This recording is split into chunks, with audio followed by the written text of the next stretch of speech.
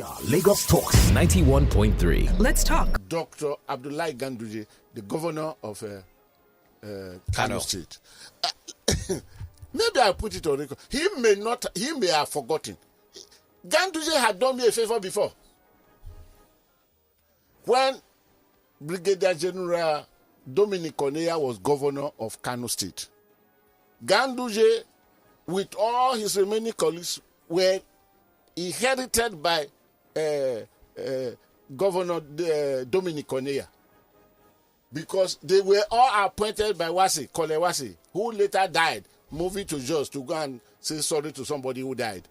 The consequence, the reason and consequences of that accident, I may not ever sit down in any studio all the remaining days of my life to analyze. Okay. Because if I go there, it is like setting the country on fire. I was talking with on interview with Chief A.K. Horsfall. Horsfall happened to be the only human being, only one human being in the whole world that have been privileged to be head of security internally and externally. He was in the NSO as head, Director General, and he came to NIA as head, Director General. NIA is to Nigeria what the CIA is to America. NSO is to Nigeria what the FBI is to America. A.K. Horsfall is the only human being that ever had such office, both external and internally. I was talking with him on an interview the other day. And then he said, Godwin, it is not everything I know about this country I will say, because if I say half of what I know, the country will go on fire. So because of that reason, the issue of that accident, the tank built for water that were not meant for water, the accident that first of all happened in Kano that claimed vital lives, I will not discuss that for my lifetime. But when Dominic got there, Dominic met with Abacha, the head of state there, and asked him, sir, this is the people I met.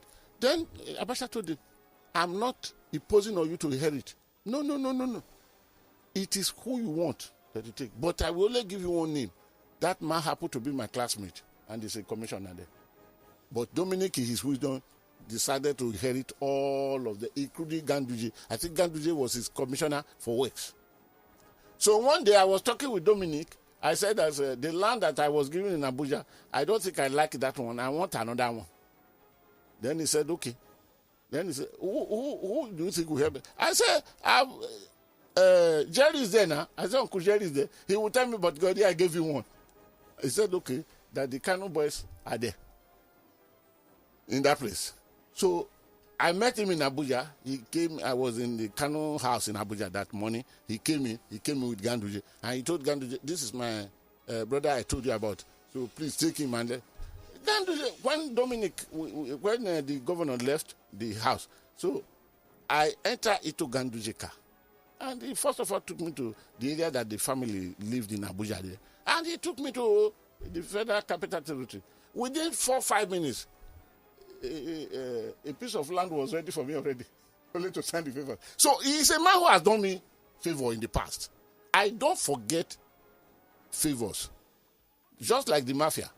Everything the mafia locked down. Favor, evil, they locked down. And there's time of payment. So I have no reason to go against Ganduje, because he has done me favor. Favor. I will never forget that. But it is not because he has done me favor that I will forget to mention alias Gandola, where we saw him packing bundles of. And the first person to defend him was the president, who said, are you sure it was not crooned? And now Zamfara, who brought the thing to being, is now running for life. Because So the police invited under him. Baba, let's call him Baba. Baba from Giedem. Oh, his village is still under attack. He's been sacked. In fact, they're now moving from house to house to preach their Islamic jihadist theory for them, teaching them. The local government chairman spoke today in one of the papers from Gaydem that there's fire on the mountain. Okay, God bless him. I don't see this Inspector General of Police of going home quickly to do any Thanksgiving in the Moscow because that's not a place to enter now. But that's not the issue. The police has written that Zamfara should come because serious allegations, about 4. Very, very serious. Any one of them could leave this man in prison for the next 21 years. Right. But he's receiving phone calls threatening his life. If I were him, I would run. No. I will escape from Nigeria. Probably I will go the way of Ghana. Because most of all those boys who escaped from prison in Imo State, they all landed in Ghana. I don't know why Ghana was the best place for them to go. Okay. Delegiwa killers are known. Government not ready to do anything about it. Slave journalist associate Ekpo said. I agree with him. We all know those who killed Delegiwa. But we all may not know the purpose why Delegiwa was killed. Because of my guest, I don't want to take too much of his time. I will tell listeners, if you want to know about Delegiwa, who killed Delegiwa, please pick a copy of this day newspaper, November 25th, 2015. Because as the death of Delegiwa was approaching 30 years. 2015, it was 29 years when he was laid in 1986. I was approached by different... The Punch wanted me to do it. No, the Vanguard wanted me to do it. This they wanted me to do it. And I made a setter spread for this day. Please read this day newspaper, November 25th, 2015. You will know all the reasons and all the reasons why he was killed and those who killed him. Ekpo may not have known all the details of the reason because Ekpo was one of those that the police investigated. Because after the death of Delegiwa, the Ekpo office was extended. That the Ekpo secretary now took part of what should have been Delegiwa office. And the police said there would be reasons to interrogate him. He was interrogated. Every person was interrogated. But a driver that was brought to Alagbon by then a deputy superintendent of police, who retired about 2 years ago now as Assistant Inspector General of Police, will tell you the details. So it will not come from me. So you go there. And what again? Insecurity. Publish. All right. It is time for me now to do the needful. The needful. Whatever time that is left for you, caller, today is what you will maximize. It is not always that I will be so generous giving you 30 minutes, 1 hour. No. But whatever time, you just have to manage it. I have a guest who has been waiting, and it is my responsibility now to bring my brother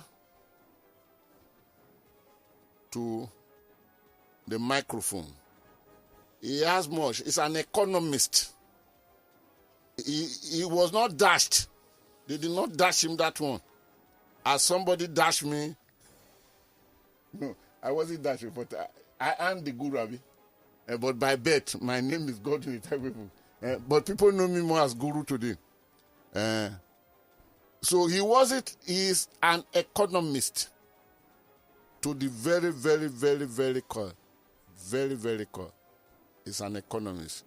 I'm talking of, he's a lawyer. He's an economist. He is also a distinguished administrator. I wouldn't want to go round. I'm talking of Barrister Fredrich Okechukwu Nzeako. Is that well pronounced, sir? Very well. Thank you very much. Very well. Now, but he preferred to be called Fred. The speaking language of his name is Fred. He picked masters. I was once told that is a scholar. His economics and everything are within the household of Soludo, the man who reform for us. He is a competent economist to speak about two issues. One, the Senate of the Federal Republic of Nigeria, a Senate that has become more of a liability on Nigerian people than what it's supposed to be, has just approved another 2.6 billion foreign loan request to President Muhammadu Buhari. So I welcome to the microphone my brother Fredrich. Oh, Barrister, let me start. They like that, if you remove it.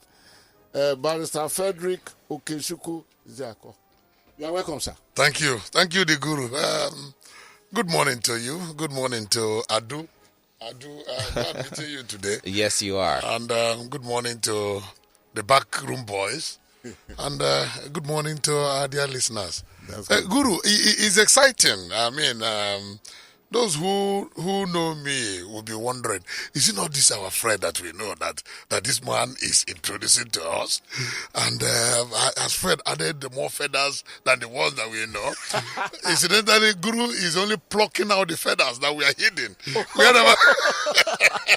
And I'm so excited being with you, Thank you very much, Mr. sir. Godwin Etakebwebu, the Guru much. of our time. Thank And it's a pleasure listening to you. As a matter of fact, I am not the guest anymore. You are the guest who is dishing out knowledge, historical facts, information, lovely, boldly, very, very boldly, and very truthfully. Godwin, I mean that's the excitement. Thank you very much. That you give out these facts and figures, this knowledge, very boldly and very truthfully. Because one of the major challenges we have in Nigeria is lack of truth. Truth seems to have taken a very deep flight, even from the corridors of power. Yes. And that is why I print money, I no print money. He print money, he no print money. It's coming from the same government. Please, can you The take same your environment, analysis from this? yes, the same government, the same environment, Let's hear your opinion. the sir. same entity, the same country. It is a huge shame, a gross embarrassment, a colossal ineptitude, and a very terrible lack of respect on Nigerians. To start with, which entity has the authority to print money in Nigeria? Please tell us, sir. That authority is Nigerian Security Printing and Minting Company. That's okay. They print, but central bank issues. When we say printing, it is figuratively speaking that central bank printed money. The actual job of printing is done by the mint. Okay. But unfortunately, Godwin, the mint has gone comatose. The mint Has gone comatose. That authority, that entity, that establishment that is saddled with responsibility to print money and mint coins and other security instruments has become moribund, more or less. My God. And that is why the currency that we use in Nigeria today is printed abroad. Oh, you mean the currency we use today? Printed abroad. Not by the Nigerian Not in By Nigeria. Security Printing and Minting Company. Interesting. Printed abroad. That is the shocker number one, which is a huge shame. Now, a whose authority? Under the seal and authority of the central bank, which is the banker to the government and the banker to the bankers. And that's the only authority that the only establishment that has authority to issue Nigerian currency, and not any other currency. Now, the central bank that has the authority is the one that should tell us whether they printed money. Well, let's use the word printed loosely now. Okay, loosely. We have explained the difference between printing and issuing. The issue. So let's use it loosely now that they have the authority to issue, and when we say print money, that establishment is saying, what is the big deal? That we have authority to print money. And if we have authority to print money, why would anybody begin to find fault with our printing money? Now the question is this: why would this Minister for Finance, the Finance Ministry deals more with fiscal policy issues. Okay. The central bank deals more with monetary policy issues. And the issuing of money, printing of money, all lies in the realm of monetary policy. And it does not lie in the realm or the capacity of the finance ministry to begin to make statements about whether money was printed or not. The minister jumped the gun and jumped into fire. The minister jumped the gun and jumped into fire. Has he not carried Nigerians along to that fire now? He has carried Nigeria. He has carried this government to that fire and embarrassed Nigerians domestically and internationally. Thank you very much. By claiming that money was not printed. When CBN governor, the authority, that the establishment that has the authority to print and issue money, is saying, after all, what's the big deal? We did it. And they were supposed to do it. It is not a crime. They are doing it. What Obaseki was saying is the economics behind printing of money. That's all. I felt so scandalized as a Nigerian. I felt so embarrassed as an economist that CBN will begin to deny, that the Minister of Finance will begin to deny. That nothing like that was done. It was very embarrassing. There was no need for that. All they needed to do was to explain to Nigerians that all is still well. That yes, we printed, but it is still within our purview and it's still within our capacity to do so, and nothing is wrong with it. And then you explain it so that if there are issues that will engage the eggheads to explain to Nigerians, because government is all about service to the people. Yes. So if this is democracy, which is said to be government of the people, for the people, and by the people, government officials have responsibility to explain their policies and programs to the people whom they are serving. So if the governor of a state, as high-ranking personality as Obaseki, who, like by your introduction, which many Nigerians did not know, that is studied classics in his early days. But his whole professional experience has been in finance and economy. Yes. So he is deep-rooted in the knowledge of how this thing works.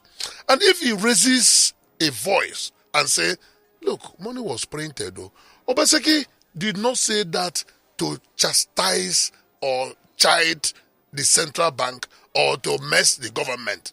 Obaseki said that to warn Nigerians. And of course, if you saw the setting, it was a casual setting in his own state. Yes. He was trying to tell his people, look, we have to tighten up and cut off unnecessary wastages. Because the picture is gloomy.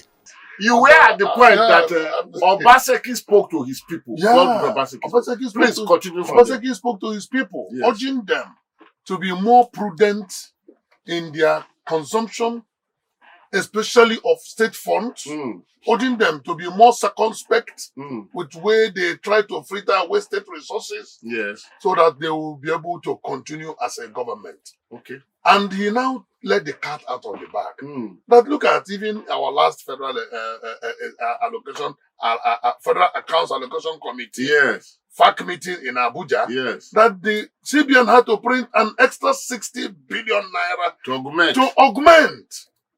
So, if at that level, the CBN, the federal government, which means the entire Nigerian Federation, was having challenge with liquidity, then we must, as a state in Edo, be very frugal. Because we don't have the facility to print.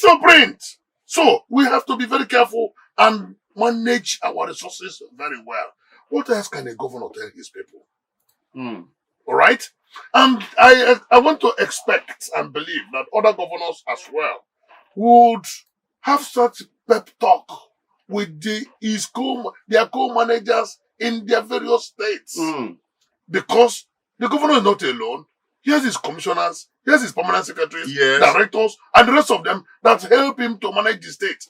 And every governor is expected to talk to his people, his his assistants and associates who help him to manage the state, so that they will be very, very careful and very fragile, because the situation is very, very tight. Now, Emefiele has confirmed that. Could you hold it there, please? Hold it for a second. Yes.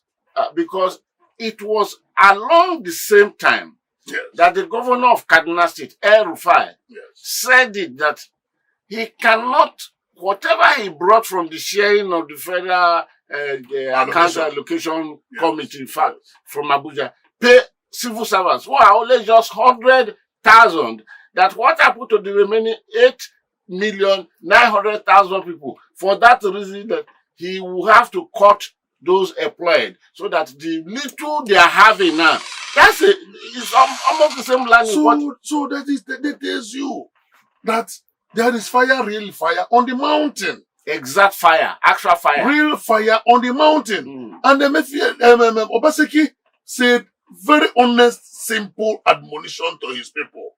And they took it out of context. A government that we expected that is either they encourage, at least, I expected that at Governor's Forum, as illegitimate as you say that forum is, but at least they should do positive peer review. Tell themselves the honest truth in ways and means how to manage the scarce state resources for them to be able to achieve and carry out responsibilities and duties of the state. And not to go there and be competing among themselves in who amasses higher wealth. The time, the situation, the economic situation in Nigeria is dire and very serious. Okay, thank you very much, Fred. Hold it there. We shall come back to this trajectory.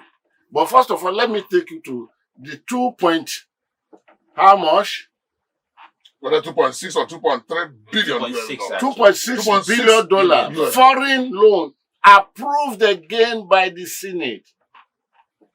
That tells you in less than 3 minutes. What's your comment? The same problem. This is Buhari came back from his medical trip, and when he was asked what Nigerians should expect, he said continuity. Continuity of what? Continuity of loans, continuity of bad governance, continuity of lack of security, continuity of lack of employment, continuity of hopelessness, continuity of lack of welfare for the people, continuity of low life expectancy, continuity of perfidy. This is what we are getting in Nigeria. So what continuity are we seeing? Today, $2.6 billion on top of over 32 trillion naira loan. The debt management office, a friend I had there told me, okay, I told you 32 point, no more. He told me that exactly now we are 33.2 trillion. 33.2 trillion. Yes. Debt. What is our budget? Our budget, as at this year's budget, was about 9.8 trillion. Barely 10 trillion. Barely 10 trillion, right? And inside that budget, the expectation is over 40%. So, in effect, what do you call expectation? You know, budget, when they budget, the expected earnings and actual earnings. All right? Okay. The actual earnings at the end of it, that is why the budget never balances. Yeah, I want you to explain it. Yes. That's why I brought you here. Yes. When they budget, they say, we expect to earn so and so from oil. We expect to earn so and so from customs and other revenue agencies. FIRS and the rest of them, from taxation and from the rest of them. This is our expectation. From this expectation, we hope to spend this to service so and so debt. Even inside that budget, there is huge debt stock. In which case, there is inbuilt in that budget, large chunk of it to be loan, foreign loan. And then so amount to be used to service the loan, not payment. Nigeria no longer talks about loan payment. But servicing. It's servicing that we are not talking about, because we don't even have enough to service, not talk of enough to pay. Yet, we keep taking more and more. Sorry, sir. Yes. Can it be, is it near true that we spend about 68% of our budget now for servicing of loans? It is not just near true, it is the truth. Because when you look at the quantum of earnings, not the budget, the earnings, and then you look at what has been spent in loan servicing, you will see that it is close to that. Okay. And the terrible aspect of it is that as we now use that money to service loan, we are now left with little. Thereby, we are now compelled to get more loan. That is the terrible loan cycle that Nigeria has found herself. Okay. That cycle was broken in 2005, 2006 by President Obasanjo when we exited the international debt. All those clubs, Paris Club, London Club. We were giving loan forgiveness, debt forgiveness to the tune of over 18 billion US dollars. Then our debt stock was about 32 billion, about 32 billion. Meanwhile, between Central Bank, Ministry of Finance, Debt Management Office, they didn't know exactly how much. But at least we exited. We used the money we made then in oil, paid about $12 billion, and we were given pardon of over 18 billion. And we came to ground zero, in which case we had a clean slate to begin to revive our system and run again as a nation. It is out of that, just in 2006, 2007, that between then and today, we had crawled up to 30-something trillion. The trillions we are now speaking that about. we are talking about, which is over almost 4 times our annual budget as a nation. Okay. Now, as an economist, please put us right. Is there really an issue with borrowing? Or whether it is right to borrow. Or it is right to borrow, or yes, our challenge is revenue earning to pay back.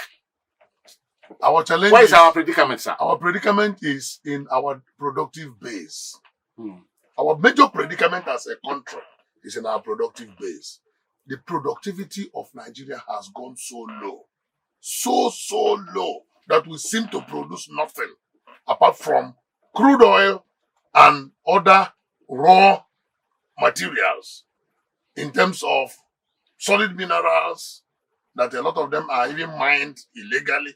But at least when you talk about columbite and bauxite and the rest of them that federal government mines, and you look at the crude petroleum, and then you look at agri-productivity that does not add value, our productive capacity has gone so low that we are having problems all over. Now we are borrowing. The question is, because they will very easily, those in government will very easily tell you, no, every country borrows. America has so and so. They begin to reel out the figures in the international community. America has so and so huge trillion debt. Britain has so and so $1 billion pounds. Germany has that every country borrows. Fine. Do you ask yourself, what is the productive capacity of those countries? As compared to Nigeria. And what are those loans used for? There must be target for borrowing. There's nothing wrong with taking a loan, but there is everything wrong when you borrow for consumption. And Nigeria today borrows more for consumption. For consumption. 90% of our debt profile, our debt stock goes into servicing consumption. Okay, sir. Hold it there. Let's go back to you print. He did not print. I printed. We did not print. Let's go back. From the revelation he even gave of the printing company being moribund, and we have to be importing our own money. Yes. If we want to go there, that gives you the cost. If we want to go there, there are too many things wrong with Nigeria. That is why those with understanding and knowledge of what is happening in this country, like Fred, will be very, very careful. That is why I'm very, very, very careful. That's why, for that reason that I quoted Chief A.K. Hopsor today. That Godwin, if I should tell 1/10 of what I know about Nigeria, the country will go on fire. I know fire brigade will be able to bring it to know. Now the challenge is this: from the days that Dansuki that is on trial. When he resigned. Yes. No, what is that? Is it the former MD of the? That's good. Okay, please, sir. I'm not here to talk. It is you. Now, Godwin, what was the import of that printing? We talked about productive base being weak. There is what we call volume of money in an economy. Okay. It is that volume of money. The money you have in your bank, the one in your wallet, the one under your pillow, the one you keep elsewhere, all that, when you aggregate them, it is called volume of money in circulation. Okay. It has to be a particular level. Okay. And what determines that level? Your productivity. Your productivity determines that level. That the volume. There has to strike a balance. When that money is increasing, without productivity increasing, what it means is that the goods you produce, the goods and services you produce are drying up. That is reducing. And the volume of money in circulation is increasing. That is panacea for inflation. So when we say... could that be the reason that Nigerian inflation has hit 80 point something? It is increasing. It continues to increase because government is pushing out more money to meet up with their recurrent expenses. Whereas the productive base is not increasing. Therefore, in elementary economics, they say too much money chasing too few goods. When they want to define inflation in elementary school, they will tell you inflation is inflation is defined as a situation where so much money is chasing so few goods. In which case, the volume of money in circulation is higher than the quantum of goods that they are supposed to buy. That is pure inflation. This is an rocket science. And then by the time it goes from stage to stage, you begin to talk about hyperinflation, stagflation. These are all cadres and categories of inflation. But the one we have today, Nigeria has gone even above stagflation. Wow. Because our productive base is so low. The population is increasing. These are the causes of the friction you see all over the place. And what is the cause of this low productivity? Tell us. Lack of energy. Lack of power. Number one is lack of energy. This electric that you see. Number two, very bad government policy. Very bad. Government policy. Forget all this one. Government will say, okay, we provide employment, 774,000 jobs for 774 or 770 local governments. 1,000 jobs per local government. For 774. Pay the 20. Where are the jobs today? And what are the people going to do? Whatever money that you use to pay those people, they say they will sweep the street, they will do that. Is that productivity? No. That's not productivity. No. You're only trying, what they're doing is, they're only doing conditional cash transfer. Moving money from bank of the government into the pockets of individuals. That money that is going into the pockets of individuals, what will the money do? So what will the money buy? The 65 billion that was attached to that 174,000. It is create inflationary push. It will create inflationary push. Creation of inflationary push. Yes, because there are no goods that are being produced. Right. And more money is coming out to enter people's pocket. What a sane government should do is to create the enabling environment for people to be productive. Right. But when these things are not too much, why would we import ruler from China? No, we imported... why would we import toothpick from China? Why would we import eraser? Hold on, let me add another Everything. one. No, let me add another one. I was invited once, and I went to Tika Island Port, and I saw a vessel that imported kola nut, goro, from Ivory Coast. Oh. The whole hashes loaded with goro. The day I saw one container load with burnt brick, I shed tears for this country. Brick. Burnt brick in pieces. I say, what is wrong with our people? So the more you import, the more you create job outside, the more you create unemployment inside. The more you make life difficult for people because population keeps increasing. In 1963, we used to be 6-something million. In 1993 census, we moved up to 90-something million. In 2010, there was supposed to be 2013, there was supposed to be census. There was no census. By World Bank and United Nations estimate, we had gone to 165 million. By today, God willing, we have 205 million people in Nigeria. Where do they feed? The land is not increasing. It is static. No, Fred, We have 923,000 kilometers of land. You've taken me too much into the hard ground of economics that I'm even lost. But let me ask a question. The type that most of my listeners who are my category would ask. Yes. While preparing for the 2019 general election, Yes. the vice president of Nigeria took what they call trader money. Yes. He was seen sitting in Dugbe market. Yeah, sitting in Alaba market. Sharing money to market women. Please, as an economist, yes, as that 10,000, has it increased our productivity? What has it got to do? No, tell me. It was just transferring money. It was just mixing politics with economics. Government does not understand the meaning of economics. It is completely distinct from politics. Yes, even though they say that politics drives the economy. That is why there's an intertwine, and we call it political economy. All right? When economics plays with politics, it's called political economy. But when the hard decisions and policies that come from politics affect the economy badly, the whole country becomes negative. The whole economy in the country becomes negative.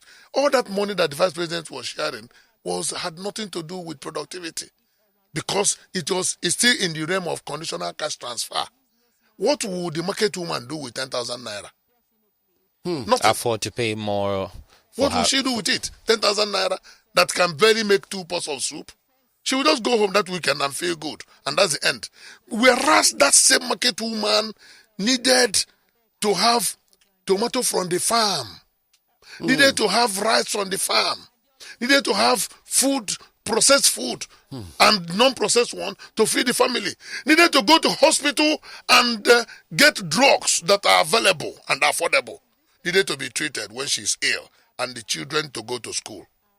We have gotten our policies and priorities absolutely wrong. Okay. And that is the challenge and problem we're having as a nation. No wonder a good economist must be a successful administrator. Oh, absolutely. At what point did we get it this much wrong? Oh, we recall that in 2013-2014, Nigeria, it's not politics. Nigeria was the fastest growing economy in Africa. There were policies that were put in place that will ensure that growth. Something like this BVN came on. Because the government thought, what do we do to minimize corruption that has been known to be the bane of development? Then the government said, instead of reactionary approach, let us adopt proactive approach. Now, and make it difficult for people to embezzle money. BVN came on board. IPPIS came on board. Integrated personnel and payment platform that was used to cut off ghost workers that were running into millions. And that program was adopted by all the states. So the incidences of ghost workers were minimized. The whole essence is to reduce recurrent expenses of government and increase capital expenses, because the recurrent expenses go to service civil servants and their lifestyle. But the capital expenses is the one that we will use to create employment through provision of infrastructure. For example, rail transportation, inland waterway transportation, build the roads, and then equip the hospitals, build the hospitals and the rest of them. These are all capital projects. But salary, allowances, tea allowance, hardship allowance for the legislature, these are all in the current list. But because the items on the current list get prime attention, because that is one that lines money in the pockets of government officials and civil servants, they underrate the capital budget. When there is shortfall in earnings, it affects the capital expenses. But it never affects the recurrent. And when government now says, I will downsize, we will shed load, then those the people who benefit from that status quo will go and urge labor to go on strike, as if labor meant well.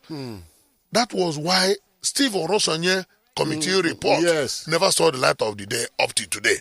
There are over 400 agencies of government that are drawing money from the state And force he recommended collapsing. that are not necessary.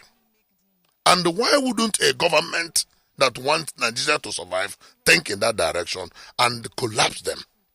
Collapsing them does not mean that people will lose jobs. No. People will be more efficiently employed and redeployed. That is what we expected this government to do when they said they were coming with a change. Okay, Fred. We cannot go further until I'm able to extract something from you. Yes. Do I have your permission on your own authority that 2 weeks from today you will come with me to this studio? God willing, we will do that. Oh, thank you very, very much. Do Press that. my bell. Let me ring my bell for... God willing, we will do that. By His grace, we will do that. We need, because next Monday, yes, I am bringing a lecturer of law from University of Lagos. Very, very senior, seasoned lecturer of law. Is a senior advocate of Nigeria, because we want to look at the some of the legal issues, the legal cases, yes, that Nigeria will turn back to deliberately in order to move the country forward. Now, therefore, the last question I will ask you now, you are not running away, God. Yes, I'm here. And thank you very much, Adu, that you've given me a few minutes into the after 11, in view of what happened. Thank you for your generosity. I can always count on your blessings of generosity. So, the last question, after this question, you will sit down. I will open my lines. People will call in. They will ask you a question. Yes. So, when the Minister of Defense, Magaji, said Nigeria is bleeding, when Okowa said Nigeria is facing tougher time, if care is not taken, it's almost finished financially, are they saying the truth, the reality of our times? Absolutely. They have not even said enough. They have not said enough. They have not said enough. Magaji, Defense Minister, spoke from his perspective of defense and security. And he has looked into the crystal ball and came out with a verdict that Nigeria is going. Okowa spoke from his perspective as a governor of a state who has responsibility to execute policies and programs of his own state. And he has looked deep into the issues and said Nigeria is bleeding. Every other person, Godwin Emefiele, the central bank governor, has said, he said, look, that he cannot pretend, and we should stop pretending that all, and believing that all is well, that all is not well, and that Nigeria is in dire strife. Look, north, west, east, south, everywhere in Nigeria, you will see despondency. You will see hopelessness. And the terrible thing is that the government is not making efforts at bringing hope to the situation. That is the challenge. Government is not making effort at all. If government was making effort, then the level of despondency would have been assuaged, minimized. But the way things are going in Nigeria, it is as if Nigeria is on a free fall. A country that is rudderless like a ship without a captain. I will ask you one last question. Yes. Please don't give me the answer. Keep the answer till next 2 weeks where you come. Shall Nigeria survive all these accumulated shenanigans, self-induced, self-inflicted? Shall Nigeria survive? Shall Nigeria survive? Shall Nigeria survive? I will tell you. Fred, I will tell you in 2 weeks' hold time. your thoughts next week. Sit down. Thank you. Please. It's 2 weeks, not a long time to hold a thought. Numbers to call 0809-234-5913, 0809-222-0913, and of course 015150-913 and 015151-913. Our WhatsApp line is back online, so you can go ahead and send us messages there. We'll be more than glad to hear from you. Okay, please turn off your radio when you're calling us. Hello? Good morning, sir. Good morning to you, sir. How are you doing today? Yes, sir. My name is Dominic. I'm calling from Surrey. All right, Dominic, go ahead, please. That is, with due respect, how do you relate this Nigeria problem with creating of state? We have issues. Thank you. Creating of which state? I didn't get that. Okay, I think he was trying to talk about the issue of state creation. Is it possible? Because you may not be answering all the No, I'll questions. jot it down. Oh, you have Yes, already? yes, Oh, I jot it down. Yes. I'm going to borrow you my inexpensive Bible. I jot it down. Go ahead. Yes, please. Hello. Hello, sir. Good morning to you. What's your name, please? Where are you calling Good from? morning. This is Okechukwu. Yeah, but please remember just a minute, please. That is, sir. Yes, sir. Well done, sir. Thank you. Sir, you are an encyclopedia. I wanted to go to somewhere, but because of you, I just remember my radio. Thank you. I hope you will be coming here very often. By God's grace, Thank you very much, sir. I will. Thank you, my brother. Hello? Hello? Hello? Hello, good morning. Morning, please. This is John from Ibeju. A minute. You have Yes. a minute. John from Ibeju, Lekki. Yes, you have a minute, please, John. Go ahead. Okay, all right. You see, I like your analyst. I do thank you for bringing such a man. Thank you. And I think he is a professional in his own field. Then, looking at Nigeria, you see people who have no idea of anything, who are novice. They are in the helm of affairs. And so that is why they lack direction and, where to go. And you see, Guru, let me just answer that question before the 2 weeks. Nigeria will not survive looking at the way things is going. Okay, thank you. Thank you. Okay, thank you. Hello? Hello? Hello. Yeah, good morning, Adu. Good morning. Yeah, What's your name? Where are you calling from? Yeah, Francis calling from VI. Good morning, Daddy Guru. All right. Salute to 1 minute. Yeah, Fast. Yeah, Mr. Fred, good morning, sir. Morning, bro. Yeah, sir. My own quick question I want to ask is why is it that people of this high-level profile and high-level knowledge, like your guests, what can they do to get this country back from who knows nothing about the governing notion? It's a Good question. morning. Okay, you will get your answer. Hello?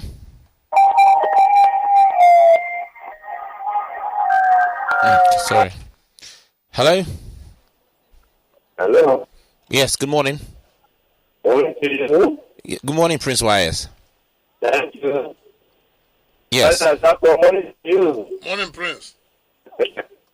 And Guru, how are you? Very great. Please go ahead. You just have a minute, please. I will tell you 30 seconds. Thank you. During the governor, after the governor spoke, I did not highly react to the governor. Oh, sorry, Prince. Your line was not clear. Apologies for that. Let's go over quickly to Twitter now. Omo West on Twitter says, good morning, Adu and Guru. So it has gotten this worse to the country that we are importing our own currency and we want the nation to be better. It says, is the country not dead, or the Guru? Are you asking me? I should ask you. Adewega says, I hope the sudden interruption in the studio wasn't the handiwork of those that don't want Nigerians to listen to the truth. Because some of their agents are listening, and such hasn't occurred in Adu and the Guru's show before. It says, who will save Nigeria? We'll pray against them. Hello, good morning. Hello, good morning. Oh, that I'm lucky. Yes. Daddy Guru, good morning, sir. This is Tony speaking. Good morning. Tune. Please, you have a And minute. our guest in the studio. I greet you, sir. I greet you, Tunde. My first question to Daddy Guru is that why is it difficult for Mr. President, I'm talking of Buhari, to replace Seugaba and Pantami that we are talking about? Why is it difficult that he cannot replace them? Then the second question to our guest, sir. Please, what can we do at this stage? Because I am ready to do anything that will make sure that this country is being put in a rightful position. Because I am tired and sick with the situation we find ourselves now. What can we do, sir, now? Especially we youth that we are Thank you. It's only Buhari that could answer that question. Buhari is not known as doing that. I think Mr. Fred can go ahead to answer some of his questions now. Yes, very quickly. Let's. Dominic talked about the issue of state creation because it was mooted by some proponents that they need to create state. And any right-thinking person can tell Nigerians that we can't even think of state creation now. Instead, we should be thinking of how to merge. How to collapse. How to merge the states. And that is why when we talk about restructuring, part of the restructuring paradigm that we propagate at the Movement for Nigerian Restructuring is that we must use the current six geopolitical zones and turn them to administrative zones. The geopolitical zones are there, but they're not yet recognized in the Constitution. No, but they are there for administrative convenience. Yes. Why not we tinker with our Constitution, collapse the states into zones, and make the six zones the component of the federation called Nigeria, and then allow each zone to administer itself? Because, one, it will shrink the 36 state bureaucracy into only 6. Instead of having 36 governors, we have only 6 governors. 36 houses of assembly, we have only 6.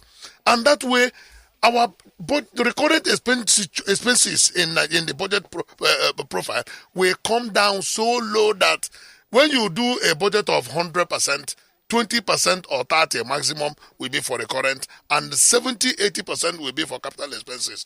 We can now begin to invest and build infrastructure in this country. The way we are going by the other person that asked question whether Nigeria will survive or not, I told you we'll give the holistic answer in the next 2 weeks. Yes. But in order to whatever we need to do, we need to think about restructuring of this country, because that will answer the issue of state creation. Nobody should begin to think about creation of state. As we speak, all the local governments are not functioning. The 774 local government minus Bakassi that have been seeded. Now, I don't know why we say return 774. When we go to share money at FAC, is it 774 that is shared? About 2 local governments in Cross River have been seeded through the Green Tree Agreement to Cameroon. So, we are talking about 772 local governments. The 772 are not functioning. None is functioning. Not even one.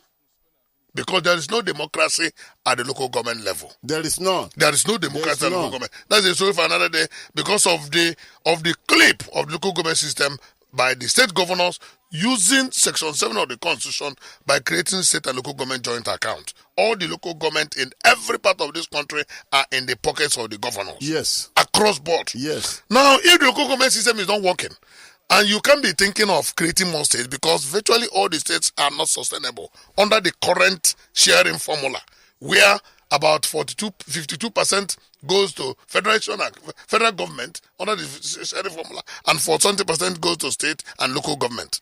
So, if we want to increase the allocation of the states, it is not even the issue of sharing.